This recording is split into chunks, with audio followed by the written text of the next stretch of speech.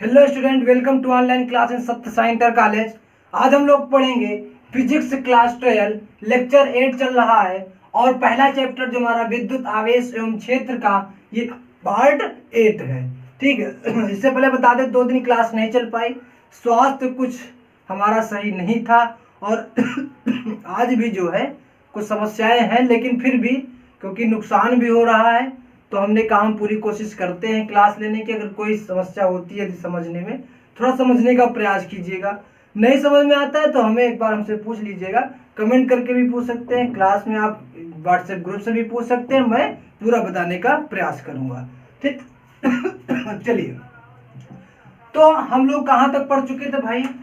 हम लोगों ने विद्युत बल रेखाओं तक पढ़ लिया था, विद्युत बल रेखाओं के गुण पढ़ लिए थे, है ना। हमारा जो चलेगा अगला टॉपिक है फ्लक्स, और वो आपके सामने लिखा हुआ है। फ्लक्स और वो आपके सामने लिखा हुआ है। तो फ्लक्स है क्या? पृष्ठ के तरल प्रवाह की दर को, पृष्ठ के तरल प्रवाह की दर को, अर्थात एकांक समय में गुजरने वाले आयतन को, एकांक समय में गुजरने वाले आयतन को फ्लक्स कहते हैं। और इसे किससे प्रदर्शित करते हैं? इसे फाई से प्रदर्शित करते हैं। यहां पर समझिए बात को, देखो दो तीन चीजें यहां से हम समझ लेते हैं। मान लेते हैं कि ये कोई सतह है, मान लेते हैं यहां से ये कोई मेरी सतह है। ठीक।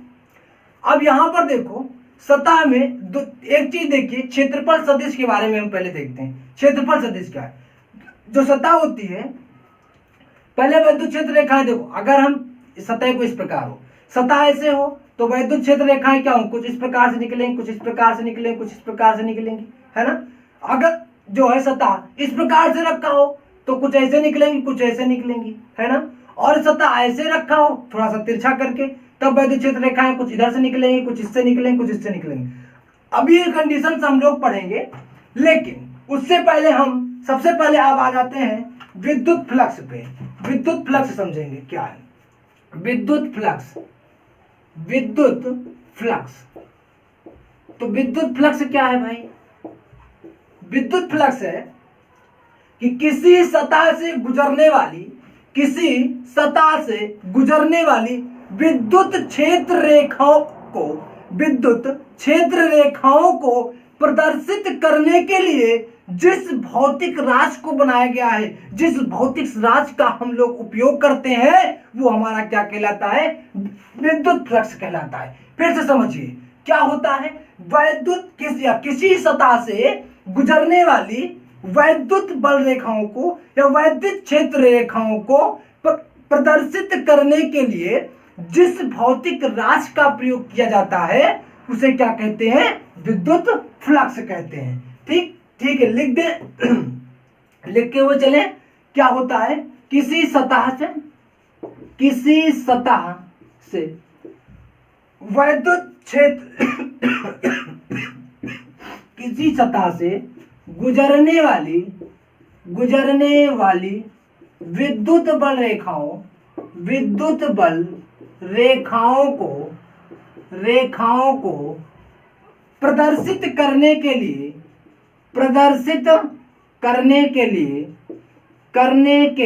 लिए जिस भौतिक राशि का, जिस भौतिक, क्या करते हैं? जिस भौतिक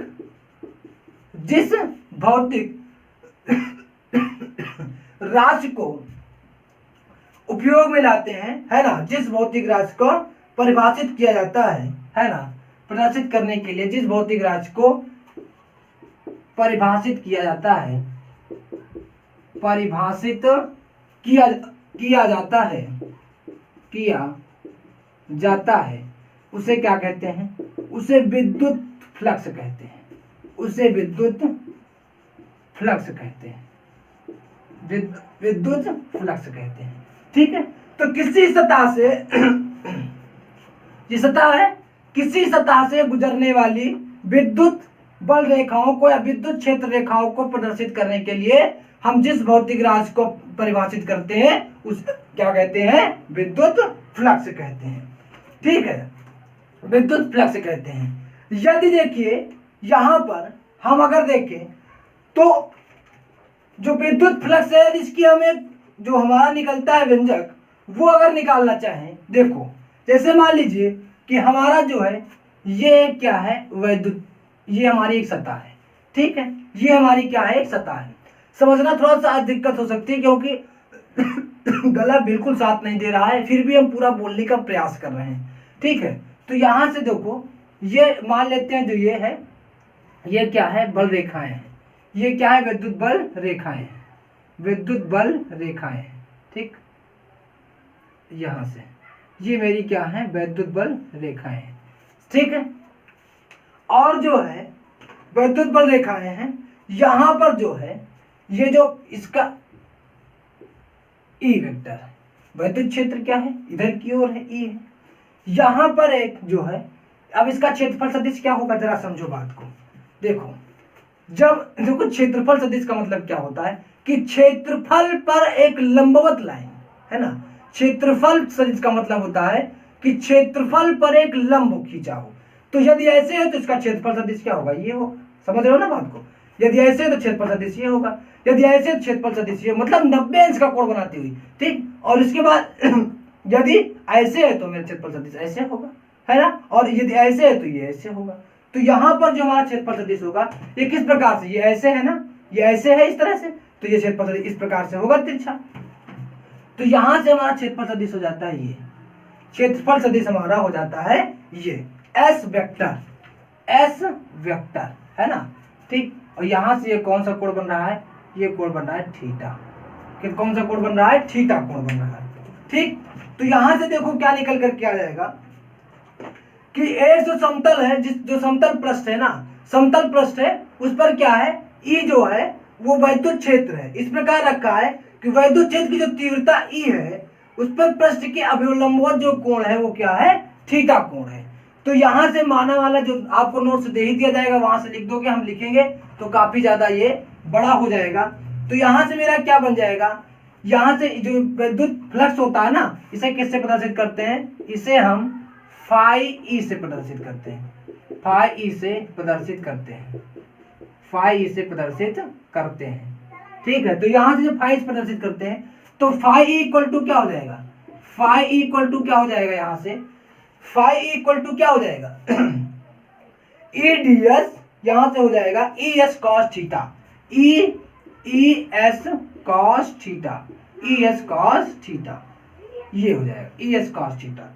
जहां पर जो ई है ई इक्वल टू क्या है वैद्युत क्षेत्र है, विद्युत क्षेत्र है ना, और जो मेरा एस है एस, वो एस क्या है, एस है क्षेत्रफल सदिश, क्या है क्षेत्रफल सदिश है।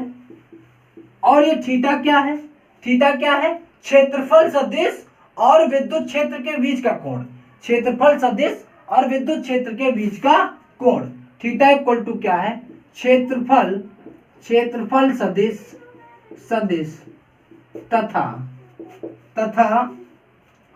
क्षेत्रफल सदिश तथा विद्युत क्षेत्र के बीच का कोण, विद्युत क्षेत्र के बीच का कोण, ठीक, बीच का कोण। तो यहां से क्या आ गया phi equal to E S cos theta, ठीक है, ई एस कॉस थीटा। अब अगर इसकी मात्रक की बात की जाए तो मात्रक क्या होगा इसका भाई, मात्रक बताओ, मात्रक तो आप निकालना जान सकते हो, मात्रक क्या हो जाएगा, यहां से हो जाएगा इसका मात्रक newton metre square, newton metre square प्रति कूलाम, न्यूटन मीटर स्क्वायर प्रति कूलाम। या इसका एक और मात्रक होता है, इसका एक और मात्रक होता है वोल्ट मीटर, क्या होता है बच्चा वोल्ट मीटर, वोल्ट मीटर, ये तो आप निकाल सकते हो वोल्ट मीटर। अब आती है बात कि ये सदिश राशि है कि अदिश राशि है। तो ये मेरा जो है जो विद्युत फ्लक्स होता है ये मेरा अदिश राशि है, विद्युत फ्लक्स क्या है, यह एक अदिश राशि है, यह एक अदिश राशि है, क्या है बच्चा अदिश राशि है, अदिश राशि है, अदिश राशि है। ठीक, ये मेरा क्या है, अदिश राशि। और इसके साथ साथ यदि और इसकी बीमा पूछ लेता है, बीमा, तो इसकी बीमा क्या होगी, निकाल लो इसकी बीमा क्या होगी भाई। इसकी बीमा हो जाएगी, आप लोग बीमा निकाल सकते हो यहाँ सूत्र से रख करके, है ना, क्योंकि यहाँ पर थीटा का तो कोई होगा नहीं, ई और एस का रख दोगे, ठीक है। तो ये निकल आएगा, कितना निकलेगा, ML3 T-3 और A, ML3 T-3 A, ठीक है। ये मेरा किया जाता है A-1, A-1। तो ये मेरा आ जाता है इसका विद्युत फ्लक्स का बीमा, क्या आता है, ML3 T-3 A-1, ये इसकी क्या होती है, बीमा होती है। ठीक, अब आ जाते हैं हम स्थितियां पे, अब हम आ जाते हैं स्थितियों पे, ठीक है। स्थितियां पे आ जाते हैं हम लोग। अब स्थिति नंबर 1 देखते हैं, केस नंबर 1 जो मेरा होगा, ठीक। इसमें क्या होगा, जब थीटा इक्वल टू 0, अर्थात इसका क्या मतलब हुआ कि थीटा इक्वल टू 0 का मतलब क्या हुआ कि जो भी मेरा ये सतह है, ठीक, ये मेरी क्या है, ये सतह है, और इस पर जो है ये जो है विद्युत फ्लक्स, बल रेखाएं हैं, विद्युत क्षेत्र रेखाएं, ठीक। ये क्या है बच्चा, विद्युत क्षेत्र रेखाएं, ठीक। यहाँ पर विद्युत क्षेत्र जो रेखाएं हैं, ये जो है ये इसका ई वेक्टर ई विद्युत क्षेत्र इधर की दिशा में, ठीक। और यहाँ पर जो है जब सतह हमारा इस प्रकार से है, सतह मेरा इस प्रकार से है, तो यहाँ पर क्षेत्रफल सदिश क्या होगा, इस प्रकार से होगा, इसके लंबवत, क्षेत्रफल सदिश क्या होता है कि उसके सतह के क्षेत्र के लंबवत, सतह के क्षेत्र के लंबवत। तो यहाँ पर ये इस प्रकार से होगा इधर की ओर, तो यहाँ से ये, तो ये हो जाएगा एस वेक्टर। तो अर्थात ई और एस के बीच कोई कोण नहीं, विद्युत क्षेत्र और क्षेत्रफल सदिश के बीच कोई कोण नहीं, अर्थात थीटा इक्वल टू 0, तो फाई इक्वल टू क्या आ जाएगा बच्चा, फाई इक्वल टू क्या आ जाएगा, ई एस, यहां पे रख दो ये वाला ई एस कॉस 0, ई एस कॉस 0, तो फाई इक्वल टू क्या होगा, ई एस, क्योंकि कॉस 0 कितना होता है, कॉस 0 का मान 0 होता है, कॉस 0 का मान 1 होता है, कॉस 0 का मान 1 होता है, ठीक है। तो यहां से ई एस, अब यहां पर जो है जो विद्युत फ्लक्स होगा वो क्या होगा, अधिकतम होगा, विद्युत फ्लक्स ये क्या होगा बच्चा, अधिकतम होगा, ये कितना होगा, अधिकतम होगा, ठीक। जब थीटा इक्वल टू 0 अर्थात विद्युत क्षेत्र और क्षेत्रफल सदिश के बीच कोई कोण नहीं है, तो वहां पर क्या है, थीटा जो है फाई इक्वल टू कितना है, ये मेरा फाई है भाई, एक सेकंड रुक जाइएगा, थीटा नहीं फाई इक्वल टू, यहाँ पे फाई है, ठीक। फाई इक्वल टू कितना हो जाएगा, ई एस, ठीक, ई एस। आगे बढ़ते हैं, जल्दी बोलो, आगे बढ़ते हैं, दूसरे केस पे आते हैं। सेकंड केस देखिए क्या है। सेकंड केस क्या है, केस नंबर 2, जब थीटा इक्वल टू कितना होगा, थीटा इक्वल टू कितना होगा, 90 डिग्री, 90 डिग्री है ना। जब थीटा इक्वल टू कितना, 90 डिग्री, अर्थात सतह किस प्रकार से, इस प्रकार से है, सतह किस प्रकार से है, इस प्रकार से, और जो विद्युत जो हमारा है विद्युत क्षेत्रफल सदिश इस तरह से, और विद्युत क्षेत्र इस प्रकार से गुजर रहा है, विद्युत क्षेत्र इस प्रकार से गुजरेगा, है ना। देखो भी बनाते हैं, यहाँ पे देखो, ये हमारा क्या है, ये हमारा सतह है, ठीक, और ये मेरी जो है वो विद्युत क्षेत्र रेखाएं हैं, ये क्या है, विद्युत क्षेत्र रेखाएं हैं, ठीक। और ये हमारा जो है जो विद्युत क्षेत्र रेखाएं ई वेक्टर, ये हमारा सदिश क्या हो गया, विद्युत क्षेत्र की दिशा हो गई, विद्युत क्षेत्र हो गया, और यहाँ पर जब ये जो सतह है इस पर एक लंब रखेंगे, तो एक जब हम लंब रखेंगे यहाँ से इस प्रकार से ये, और ये हमारा वैद्युत क्षेत्र की दिशा है ई, है ना, और ये हमारा क्या हो गया एस वेक्टर। तो इन दोनों के बीच कितना कोण है 90 डिग्री का। इन दोनों के बीच कितना कोण है 90 डिग्री का कोण है।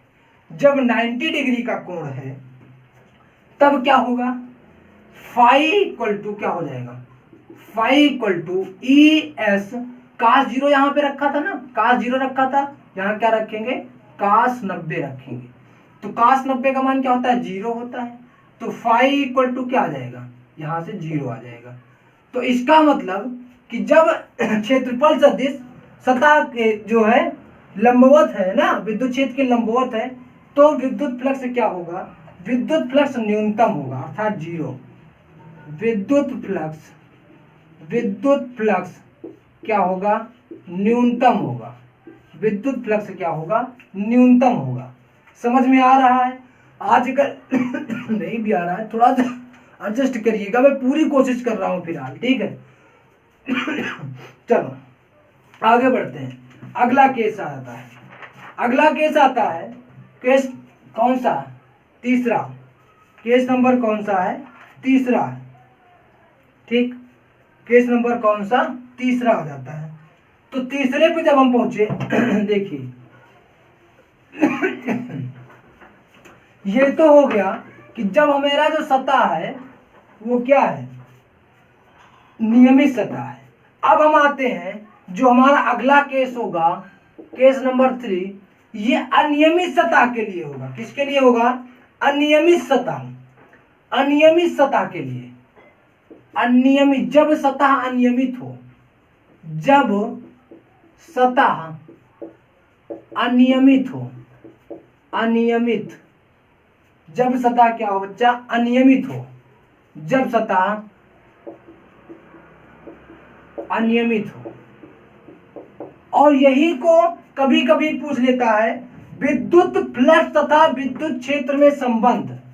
विद्युत फ्लक्स, विद्युत फ्लक्स तथा विद्युत क्षेत्र में संबंध, ये भी पूछ लेता है। तो दोनों के लिए हम यही करेंगे। अभी तक मेरी जो सतह थी वो नियमित थी, नियमित थी, है ना, इस तरह हो सकती, इस तरह हो सकती। अब मेरी जो सतह होगी वो अनियमित सतह होगी, अनियमित सतह होगी, क्या होगी, अनियमित सतह होगी। तो अनियमित सतह के लिए क्या करेंगे, सबसे पहले अनियमित सतह के लिए क्या करेंगे, अनियमित सतह के लिए जो भी होगा वहां पर हम सबसे पहले एक छोटा सा हिस्सा ले लेंगे, उस अनियमित सतह का एक छोटा सा हिस्सा ले लेंगे, ठीक। अनियमित सतह का एक क्या कर लेंगे, छोटा सा हिस्सा ले लेंगे, उसका वैद्युत क्षेत्र ले लेंगे, वैद्युत क्षेत्र ले लेंगे ई वेक्टर, ठीक।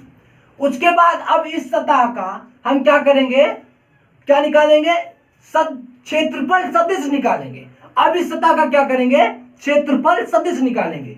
तो क्षेत्रफल सदिश मान लेते हैं कि अगर क्षेत्रफल सदिश हमारा क्या हो, थीटा। क्षेत्रफल सदिश का मतलब क्या हुआ कि क्षेत्र के लंबवत कोई रेखा है ना, रेखा, ठीक।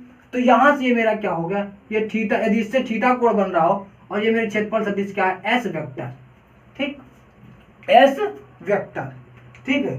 और यहां पर जो क्षेत्रफल सदिश होगा वो क्षेत्रफल सदिश क्या होगा, जब अल्प होगा, यहां पर जब हम अल्प भाग ले रहे हैं तो जो क्षेत्रफल सदिश होगा वो क्या होगा, अल्प होगा, अर्थात क्या होगा, ds, क्या होगा बच्चा, ds अल्प होगा, है ना। तो ds क्या है यहां पर ds यहां पर क्या है, ds है क्षेत्रफल का अल्पांश, जहां ds क्षेत्रफल का अल्पांश है, क्या है बच्चा, अल्पांश है। अल्पांश मतलब कि पूरे क्षेत्रफल का ds क्या है, एक छोटा सा भाग है, ds क्या है, एक छोटा सा भाग है। हम यहां से एक छोटा सा भाग, छोटा सा क्षेत्रफल ले लेते हैं ds, ठीक है। जब सतह अनियमित हो तो उसमें क्या करेंगे, एक छोटा सा हिस्सा ले लेंगे, अल्प, क्या, अल्पांश क्षेत्रफल ले लेंगे, उसका वैद्युत क्षेत्र ले लेंगे और उसका हम क्या कर लेंगे, क्षेत्रफल सदिश ले लेंगे। तो इसका क्षेत्रफल सदिश क्या हो गया, ds हो गया। अब यहां पर देखिए क्या हो जाएगा, अल्प फ्लक्स से क्या होगा, अल्प फ्लक्स से क्या होगा, अल्प फ्लक्स, अल्प अल्प फ्लक्स फाई इक्वल टू क्या हो जाएगा, अल्प फ्लक्स बताओ जल्दी से क्या हो जाएगा, ये हो जाएगा जो अल्प फ्लक्स होगा फाई है, तो इसके लिए क्या कर लेंगे हम, डी फाई कर लेंगे। देखो फाई इसमें फार्मूला में था ना, तो यहां से हम क्या कर लेंगे, अल्प फ्लक्स के लिए डी फाई इक्वल टू हमारा क्या हो जाएगा, ई। अब जहां पर क्षेत्रफल क्या था, देखो फार्मूला हमारा क्या था कि phi equal to E S cos theta, ये तो था। तो अब एस की जगह क्या हो गया, अल्पांश क्षेत्रफल हो गया है ना, डीएस हो गया। तो एस की जगह क्या रखेंगे, डीएस रख लेंगे। और ये क्या कर लेंगे, छोटा सा ले रहे हैं तो छोटा सा निकलेगा, मतलब छोटा हिस्सा ले रहे हैं तो यहां पर फ्लक्स क्या निकलेगा, छोटा ही तो निकलेगा। तो डी फाई इक्वल टू क्या हो जाएगा, E D S cos theta, E D S cos theta. अब एक बात बताओ, जब इस प्रकार से लिखा होता है कि ए बी कॉस थीटा, तो आप लोग क्या कर लेते हो, इस तरह करते हो, पढ़े हो गए आप, ए इंटू बी, इस तरह ए डॉट बी ये लिखते हो ना। तो यहां से क्या हो जाएगा, ये D phi equal to E dot D S, ये हो जाएगा। ठीक, अब संपूर्ण सतह से लिए क्या निकालेंगे, संपूर्ण सतह से जो फ्लक्स निकला, अभी तो हमने छोटा सा हिस्सा का निकाला ना, अब संपूर्ण सतह से निकालेंगे। तो संपूर्ण सतह से पारित फ्लक्स, तो संपूर्ण सतह की जब बात आएगी तो इसका हम समाकलन कर देंगे। और समाकलन का मतलब फिजिक्स में जो होता है वो होता है जोड़ना।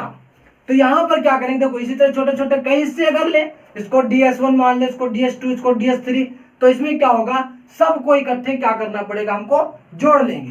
तो यहां पर क्या हो जाएगा मेरा, यहां पर फाई इक्वल टू मिल जाएगा हमको, क्या मिल जाएगा, इसका हम समाकलन कर देंगे डी फाई, क्या कर देंगे, डी फाई। ठीक, जब डी फाई करेंगे तो फाई इक्वल टू क्या आ जाएगा, यहां से समाकलन डी फाई का जो है यहां रख देंगे value E into D S, ई डॉट डी एस है ना। तो जब ये हो जाएगा तो यहां से जो ई डॉट डी एस है फिर क्या हो जाएगा, E D S cos theta, E D S cos theta. तो ये हमें क्या मिल गया, phi equal to E D S cos theta, phi equal to E D S cos theta. ठीक, ये हमारा, इसी को लेकर के हम आगे बढ़ेंगे। ठीक है, इसी का उपयोग करके हम लोग आगे बढ़ेंगे। ठीक, ये हमारा समाकलन। ठीक है, phi equal to E D S cos theta क्या निकल आया, ये जब फ्लक्स क्या हो, जब सतह क्या हो, अनियमित हो, तो क्या करेंगे, अनियमित सतह के लिए एक छोटा सा हिस्सा ले लेंगे, अल्पांश क्षेत्रफल ले लेंगे, बात समझना, अल्पांश क्षेत्रफल लेंगे, उसका क्या लेंगे, वैद्युत क्षेत्र लेंगे, उस अल्पांश क्षेत्रफल का क्षेत्रफल सदिश ले लेंगे। ठीक, उसका क्या निकाल लेंगे हम, उसका फाई निकाल लेंगे। उसको बाद इसी तरह जब कई खंड होंगे छोटे छोटे टुकड़े, तो उसको क्या करेंगे हम संपूर्ण सतह से पारित फ्लक्स क्या करेंगे, उसको समाकलन कर देंगे। समाकलन का फिर मतलब क्या होता है, इसका मतलब होता है जोड़ना। ठीक, चलिए अगला आते हैं। अगला स्थिति क्या होती है, अगली स्थिति जहां पर हम लिख सकते हैं, इस पे जो हमारा विद्युत फ्लक्स तथा विद्युत क्षेत्र में संबंध की बात आती है, तो इसे लिखने के बाद कि विद्युत क्षेत्र में स्थित किसी पृष्ठ से संबंध विद्युत फ्लक्स का मान उस पृष्ठ पर विद्युत क्षेत्र के समाकलन के बराबर होता है, समाकलन के बराबर होता है। ठीक, चलिए स्थिति नंबर 5 पे जाते हैं। स्थिति नंबर हम आते हैं केस 5। केस 5 हमारा क्या कहता है, केस 5 केस 5 देखिए, तुम्हारी खांसी से हो सकती है तुम लोग को डिस्टर्ब हो रहा हो, लेकिन क्या करें भाई, जानबूझ के नहीं ला रहे हैं ना, मजबूरी है और आ रही है। 5 देखिए, अगली जो 5वीं हमारी स्थिति होगी वो क्या होगी, देखो वो होगी ठीक।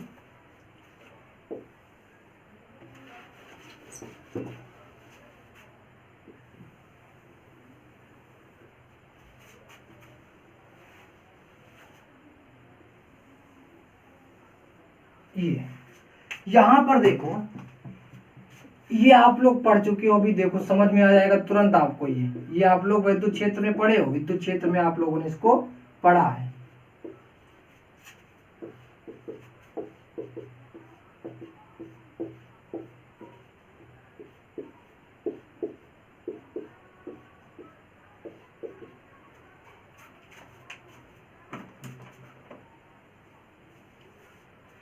निर्गत फ्लक्स, निर्गत फ्लक्स धनात्मक तथा आगत फ्लक्स, आगत फ्लक्स ऋणात्मक लिया जाता है, ऋणात्मक लिया जाता है, ऋणात्मक लिया जाता है। इसका क्या मतलब हुआ? ये मेरा क्या है? ये मेरा है धनात्मक फ्लक्स, धनात्मक, धनात्मक, धनात्मक फ्लक्स, धनात्मक फ्लक्स। और ये मेरा क्या है? ये मेरा है ऋणात्मक, ऋणात्मक फ्लक्स। ये मेरा क्या बच्चा? ऋणात्मक फ्लक्स।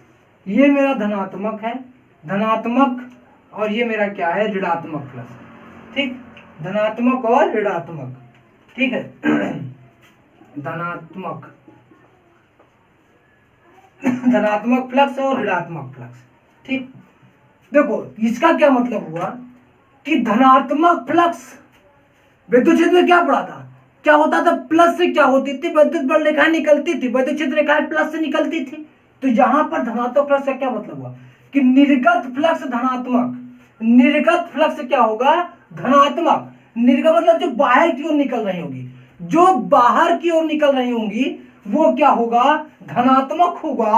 और जो आगत फ्लक्स होंगी, आगत फ्लक्स अर्थात जिन पर क्या होगा? वैद्युत बल रेखाएं आकर के इकट्ठी हो जाएंगी, आ जाएंगी, क्या होता है? वहां पर क्या होता है? ऋणात्मक फ्लक्स होता है। तो निर्गत फ्लक्स धनात्मक तथा आगत फ्लक्स क्या होता है? ऋणात्मक लिया जाता है। अभी जो इसका उपयोग होगा तो हम बताएंगे, ठीक है। तो आज की जो है क्लास हम यहीं पर समाप्त करते हैं, ठीक है। थोड़ी सी डिस्टर्ब हुई जरूर होगी, हमें पता है आज की क्लास में, लेकिन फिर भी आप लोग मेहनत करके पढ़िए, पीडीएफ नोट्स दे दिया जाएगा।